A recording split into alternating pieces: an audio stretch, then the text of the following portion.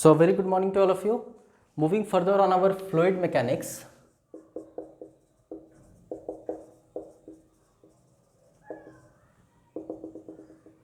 Today we will see effect of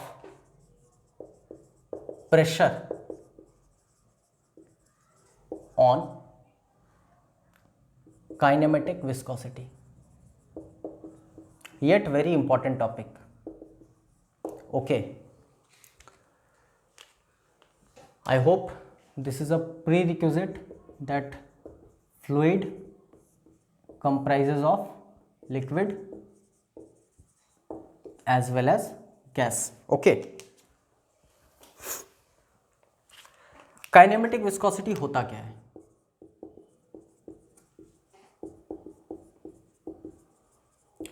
kinematic viscosity is dynamic viscosity, बहुत आसान है, upon density. Okay, formula इसलिए important है क्योंकि हम लोग अगर डायनामिक विस्कोसिटी लिक्विड के केस में और गैस के केस में इफेक्ट ऑफ प्रेशर समझ लिए और डेंसिटी लिक्विड के केस में, गैस के केस में इफेक्ट ऑफ प्रेशर समझ लिए, ओके, तो मेरा काम बन जाएगा, काइनेमेटिक विस्कोसिटी हम समझ पाएंगे. खैर, तो पहले बात करते हैं फॉर लिक्विड. आई होप आप जानते हो लिक्विड्स आर इनकम्प्रेसिबल. ओके, हाँ, compressible to very small extent, उस पर अभी हम लोग बात नहीं करेंगे. तो basically we can say that liquids are incompressible. इस पर हम लोग कंप्रेसिबिलिटी वाले क्लास में विस्तृत तरीके से समझे हैं, वो सेशन आप एक बार देख लेना. खैर, तो लिक्विड के केस में हम लोग इनकम्प्रेसिबल जानते हैं. ओके, अगर बात हम लोग डायनेमिक विस्कोसिटी की करें तो dynamic viscosity remains constant on increase in pressure. बहुत आसान है, रीजन बिहाइंड कि हम प्रेशर बढ़ाए. ओके, आप जानते हो ना, प्रेशर बढ़ाने से लिक्विड में किसी तरह का परिवर्तन नहीं होता है, तभी तो उसका नाम पड़ा इनकम्प्रेसिबल. तो उस प्रेशर को वो आई मीन टू से पूरी तरह से एग्जर्ट कर लेता है. ओके, इसीलिए डायनामिक विस्कोसिटी में किसी तरह का इम्पैक्ट प्रेशर का नहीं होता है. ओके, तो ये न्यूमरेटर तो हम समझ गए. अब आते हैं डेंसिटी पर. डेंसिटी फिर से हम लोग तो यही पढ़े ही थे कि जिसकी डेंसिटी बदल जाए तो वो कंप्रेसिबल, जिसकी डेंसिटी नहीं बदले वो इनकम्प्रेसिबल. डेंसिटी का फॉर्मूला मास बाय वॉल्यूम होता है. प्रेशर अप्लाई किए, लिक्विड के केस में हम बात कर रहे हैं, मास में किसी तरह का प्रभाव नहीं पड़ा, साथ ही साथ आपके वॉल्यूम में भी किसी तरह का प्रभाव नहीं पड़ा, तो ना तो मास पर इफेक्ट पड़ा ना तो वॉल्यूम पर इफेक्ट पड़ा, हेंस डेंसिटी पर इफेक्ट नहीं पड़ा. So we can say density also remains constant on application of pressure या फिर ऑन इंक्रीज इन प्रेशर. मतलब क्या है? मतलब यहां पर क्लियर है कि ये फैक्टर मेरा कांस्टेंट, न्यूमरेटर और डिनोमिनेटर भी मेरा constant, hence this will also be constant.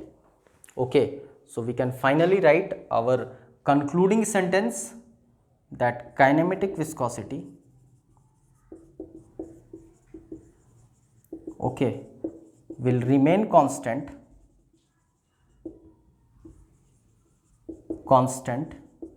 on application of pressure. Okay, basically यहाँ पर एप्लीकेशन ऑफ प्रेशर का मतलब हो गया ऑन इंक्रीज ऑफ प्रेशर या increase in pressure. Okay, I hope things are very clear. Take a look on it. Next we will go for gases.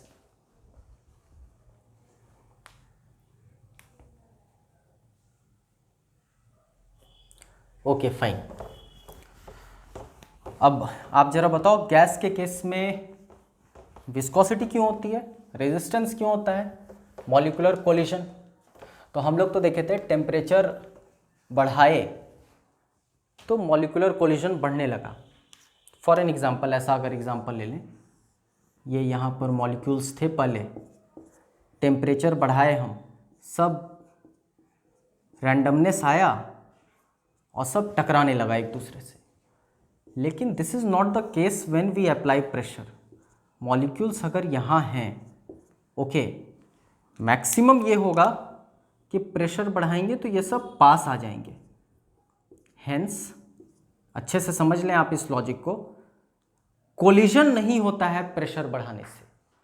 तो हमेशा इसीलिए किसी भी साइंस के कंसेप्ट में आप कॉज पर अगर जाओगे तो इफेक्ट तुरंत समझ में आएगा। This is why we have one very beautiful statement in science, cause and effect. आप कॉज समझ जाओगे तो इफेक्ट इजिली समझ पाओगे। इसका अर्थ ये हुआ, इसका इंटरप्रिटेशन ये हुआ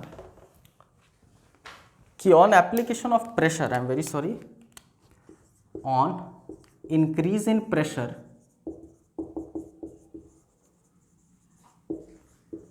dynamic viscosity remains constant। Okay, dynamic viscosity हम लोग क्यों बात कर रहे हैं? क्योंकि हम जानते हैं काइनेमेटिक विस्कोसिटी का formula, I should write again, एकदम मिस नहीं होना चाहिए ये चीज़ आपके दिमाग से, and that's why I am repeatedly writing the same formula. Reason behind, I want you all to, I mean, fully grab this topic. तो kinematic viscosity, dynamic viscosity by constant, इसलिए मेरा सारा कॉन्सेंट्रेशन है डायनेमिक विस्कोसिटी को समझने का कि ये इस पर क्या इम्पैक्ट पड़ता है प्रेशर का। तो हम देखें कि इंक्रीज इन प्रेशर पे ये कांस्टेंट रहता है।